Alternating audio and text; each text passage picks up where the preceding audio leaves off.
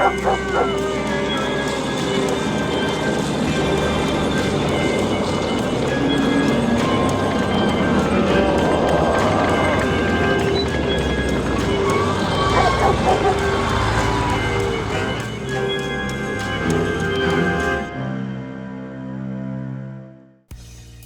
to Brainfood Reviewed. I'm Onslow the Undead. I'm Melee, the mostly dead male lady. Mostly dead. Not completely dead yet. Not completely. You Live a little. You get there. You get there. Keep trying. Getting up that hill. Today we're going to talk about a feature film called Bigfoot vs. Zombies. This is from 2016. Kind of a low budget film, I would say. It was written and directed by a man named Mark Polonia. Polonia. Okay. I like that name. Like Apollonia. Apollonia. Like But just Appalachian, except Maybe. Could be. with no Asians. Where Bigfoot hangs out in the Appalachian Mountains. I can take it. I've never been invited to that party yet, but it's okay. Maybe. So let's talk about the worst things about this film. My number one worst thing about this film was this kind of like weird techno synth soundtrack that was just kind of weird and awkward when it really I thought it should have been kind of pushing the storyline along, but I didn't like it so much. So that was my number one worst thing. Number two, the acting was pretty weak. Fun sometimes, but pretty weak. Number three, the Bigfoot costume. It was kind of hokey. I thought it was great. Did you? Except for the wig. Again, I think over 75% of that budget was spent on fake wigs. I'm sure you're probably... None of it was spent on fake blood. I can tell you that. No, definitely not. I think there was maybe one zombie in there that had good makeup. All the rest, they're like, fuck it. It's fine. Who's gonna notice? Well, my number four thing actually was masks and wigs were horrible. They were really, really bad. Some of them were really bad. And for zombies that were like right there in the camera, and you know, you're like that's a mask you just bought from the store and glued on incorrectly. Yeah. So the number five thing that I'm going to bring up was kind of the tired old chemicals in a barrel, improperly disposed of, that has caused, you know, a zombie outbreak. But in saying that, I mean, that's a legitimate reason for a zombie outbreak. It's happened numerous times in the past, and that's just the way it is. So I didn't have to like it. Sometimes, you know, litterbugs are litterbugs. Yeah, I didn't have to like it, you know, for it to be legitimate. So, all right, let's get into some of the best things. Because despite being a very low-budget film, I really kind of liked this film. So there were a lot of things that I liked about it. So I kind of liked the woman, Renee, who was flirting with the avatar on the computer. Like, she was at this location. There's nobody else around. She's so bored. She's actually flirting with an avatar, like a picture of something on her computer. I'm like, that's pretty funny. I kind of liked it. I thought it was a little humorous. We love a little bit of male objectification every now and then. Exactly. The fact that this movie was set at a cadaver farm, and I'm like, a zombie outbreak at a cadaver farm, that's pretty clever. Very nice. Nice thing to do. If you don't know what a cadaver farm is, I guess you could look it up, or I could just tell you that that's a place where law enforcement has cadavers that are donated so they can study decomposition and whatever, so they can better prepare themselves for crime scenes. Mm-hmm. So they can also evaluate how different environments can affect a dead body, which is very educational and awesome. Yes, absolutely. So I did kind of like that. That was my number four thing. The number three thing was this one little item that you saw at one point one of the guys had, and I called it the so bad it's good porn magazine that he had, but it was pieces of paper, like regular printer paper with stuff on it that somebody had put together and stapled together, and that was the porn mag he was looking at, and I'm like, that's hilarious. That's just great. They got, what is it called, guerrilla filming? Exactly. You use what you got. There you go. So, tits are tits, I guess. Number 2, there was some creative camera work in there. I think they got some interesting angles on a few things. Definitely. And so I think that was, you do what you can, right? Exactly. I think they definitely did what they could with a lot of those shots, and a couple of them were my personal favorites, but I'm not going to reveal that until you do yours. Okay. I'm going to let you go first. I didn't want to. Well, the number one thing that I thought was the best thing about this film was this character of the hunter, who was perfectly horrible. I called him, like he was kind of pompous. He was a caricature of various hunters, and whether it may be hunters of crocodiles or hunters of people or hunters of whatever. And the acting wasn't great, but he just played that part in this, and they didn't take themselves too seriously, so that was, I appreciate that a lot. So at one point, the Bigfoot character actually gives the hunter a high five, and I'm like, that's brilliant. I mean, who came up with this? So just a crisp high five. There you go. So before I talk about it, anything else, because those are all my worst and best points. Were there some things that you wanted to mention? Oh, I definitely love the fact that I think the first scene that I really fell in love with is when you first meet Bigfoot. I'm not gonna give any spoilers, but that was a nice little simple camera trick I thought there. I think my main dislike, however, Mark, is a certain someone in the back of a car that made a certain comment of putting in a quarter somewhere where it didn't belong. Shame on them. Shame on you. And no one appreciated that. You didn't need to put that in there. Get some homeschooling. I don't know. Check yourself. Well, I thought that this movie, it reminded me a lot of a movie that I saw a number of years ago called Redneck Zombies. It had shared some similarities to Redneck Zombies. Oh, what a great film.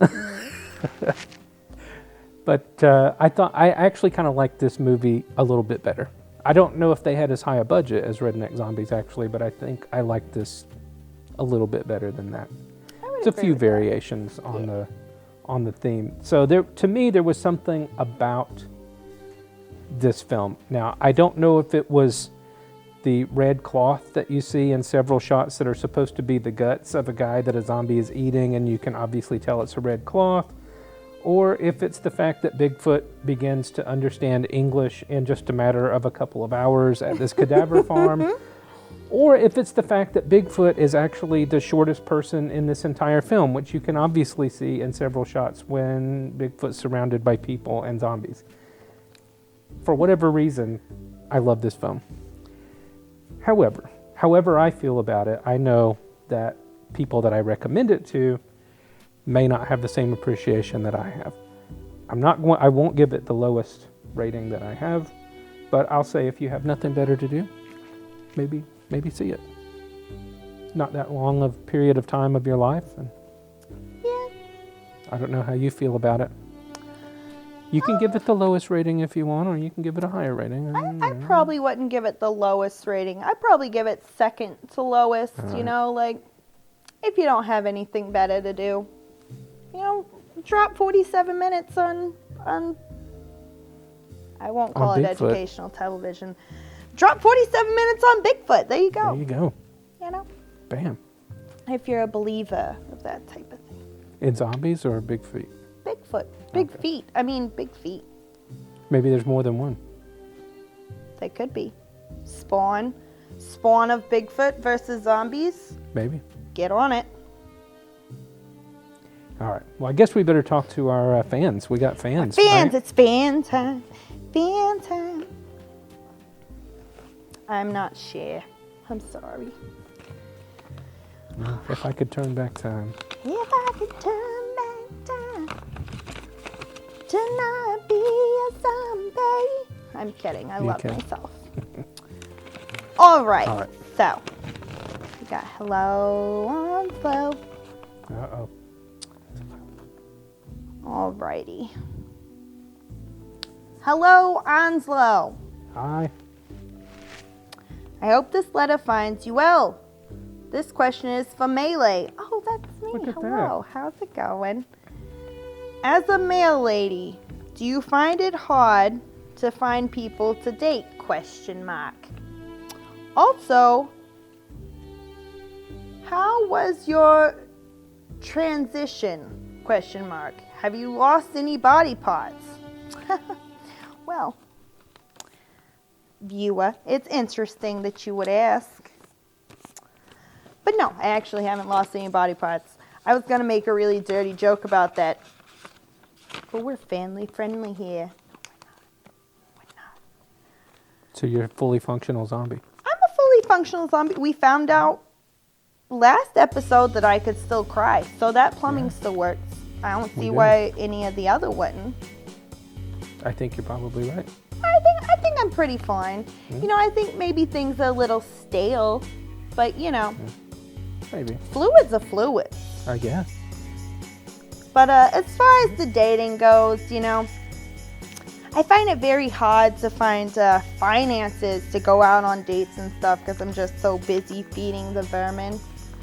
You know, rats. You know, Rats. I gotta feed them somehow. Yeah. If I don't, they're just gonna start devouring me, and I have too good a skin for all that. So you know. For a zombie, it's great skin. I mean, it's Thank you very fantastic. much. I work very hard on it. Do you moisturize? I do moisturize. You know, little bit of lard, a little bit of coconut oil, a little bit of shea butter. Coconut oil, that's my favorite. Yeah. It A smells little so bit good. of blood of virgins. You know, it keeps everything real fresh. Yeah. But you know, as far as datings go, let's just move on. You sure? Okay. I'm sure. How's your dating life, Onslow? How's that going? Are you keeping it all together? I'm trying to hold it all together. I'm a dude who sits here watching movies all the time. My dating life probably not as good as it could be. Maybe if I got out a little more. A little bit. Maybe. A little bit. But Which- surely there's, you know, a female zombie out there somewhere who likes zombie movies. I mean, it worked in Zombieland for that one guy, so he found love. That's true. That's in very the true. Zombie apocalypse. And warm bodies. Such a great. But he turned back into a human or something, right? Well, you know, it's so romantic. Oh, well. You're right. You're right. I appreciated it. He's right though. So, well, let's talk about a short film. Let's wrap this up with a short film. All right. One that we both enjoyed, I think. Waterborne. Waterborne. Not from America. No, again, not from America, which, you know, we like to mix it up here. We have done some foreign zombie films. We've talked about some foreign zombie films. And a few weeks ago, we talked about Japanese film. This time, we're talking about an Australian film. Mm-hmm. So, Waterborne from 2015. From, like I said, Australia. And what did you like about this movie? Tell me what you liked best about this movie. I definitely thought that it entered into it in a very interesting way. With it didn't fill you with so many details. However, it got the point across. And it had that stereotypical, you know, I got my good dip in. I'm a very secluded individual and I don't like talking to other people. You know, that person Yeah. interacts with another fellow persons of the live variety. So you might not even know at that point it's a zombie movie. I would definitely agree. When it first starts out, you have no idea that it's a zombie movie, but it definitely leads in and has some interesting twists and turns in there. But you gotta watch it to find out. So just the very fact that we're reviewing it on this show is almost a spoiler in and of itself. Almost. It's not as short as the last one, but And we're really not giving away any big plot points. There are a lot of twists and turns in this film that you may not be expecting in a zombie film. So some I cute like little furry critters maybe running around. Possibly. It's very possible. So It's a lovely film. What did you like most about it? Well, I thought that it had some decent acting in it, and the film quality was pretty good. I liked the storyline. I don't want to, again, give away any big spoilers for it, but right. yeah, I mean, I there are things that would spoil it, but those things I liked, and I don't want to tell you what they are. But it Fair enough. had a humorous side to it. I think it's not necessarily a comedy, but you will find some parts very funny. Right. A very dark comedy, I guess. Ironic, Yeah. so to speak. So, I gave this my highest rating. I definitely gave it my highest rating. I also think it goes into say, if you're an asshole at the beginning of the movie, then you're probably gonna die. But that's all I'm gonna say. No spoilers. Just don't be Isn't an that every asshole. movie? Isn't that almost every movie? Just about. Same. They try to have like a slight redemption, but they still gotta die. Like, you were an asshole at the beginning of the movie. You can't just come back from that. I You guess. gotta suffer a little bit, but So, the highest rating for me is Don't Wait, See It. Waterborne. I hate to agree, but I agree. I love it. I guess that's it for this week. So, thanks for tuning in again to Brainfood Reviewed. I'm Melee, the mostly dead male lady. And I'm Onslow the Undead.